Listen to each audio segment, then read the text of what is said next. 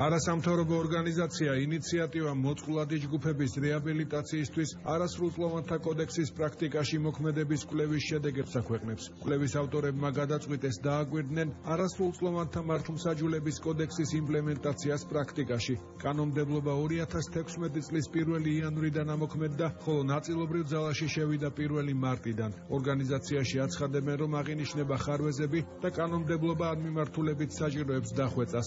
ერთ-ერთი ძირითადი პრობლემა არის არასრულწლოვანი მოწმის დაცვის ვალდებულება. კვლევის ავტორები ამბობენ, რომ საკანონმდებლო დონეზე უნდა გაიწეროს მოწმის სტატუსით დაბარებული არასრულწლოვანი იყოს უზრუნველყოფილი დაცვის უფლებით.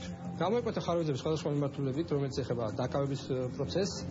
მაგალითად, ერთ-ერთი მნიშვნელოვანი რეკომენდაცია იქნება მოწმის 14-დან 18 წლამდე ასაკის მოწმის სავალდებულო დაცვის უფლება, ვინაიდან ხშირად მოწმის არ აქვს დაცვის, არ ენიშნება სავალდებულო წესის დაცვა, აქედან გამომდინარე, შე შემთხვევაში ეს არის ბოროტად გამოყენებული, რომ აღიარების მოპოვებით შემთხვევაში ან ბრალს წაუყენებენ, ან არის კიდევ მეორე პრაქტიკა, რომ აღიარების მოპოვების მცდელობა აქვს, იმიტომ რომ შემდგომში განარიდონ და განრიდების დაპირებით. მნიშვნელოვანია ამ საწყის ეტაპზე მოხდეს ამ პროცესის შეფასება და ხარვეზების აღმოფხვრა. დაცვის უფლების მიმართულებით გვაქვს ჩვენს პრობლემა, ასევე პრობლემა გვაქვს, როდესაც სახეზე ყავს არასრულწლოვანი მოწმე, მათ შორის, როდესაც განიხილება ორდინალური სიცოცხლის საქმეები, ანუ თვითონ სიცოცხლის საქმე არ არის არასრულწლოვნის შესახებ, მაგრამ მოწმე არის ჩართული არასრულწლოვნის სახით. ძალიან დიდი პრობლემები არის არასრულწლოვნის წარმომადგენლობასთან დაკავშირებით. ანუ ვინ უნდა წარმოადგინოს და რა უფლებები უნდა ჰქონდეს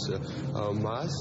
აქედან გამომდინარე ამ მიმართულებებით განსახორციელებელია საკანონმდებლო ცვლილებებიც, ასევე სახელმწიფომ მხარი უნდა დაუჭიროს სოციალური მუშაკის ინსტიტუტის გაძლიერებას. ჩვენი მხრიდან არ მომხდარა ესე ვთქვათ სისტემური ხარვეზების იდენტიფიცირება, მაგრამ მაინც არის ცალკეული საკითხები, რაზეც აუცილებელი არის, რომ არასრულწლოვანთა მართლმსაჯულების კოდექსის იმპლემენტაციის დროს ყურადღება იყოს გამახვილებული.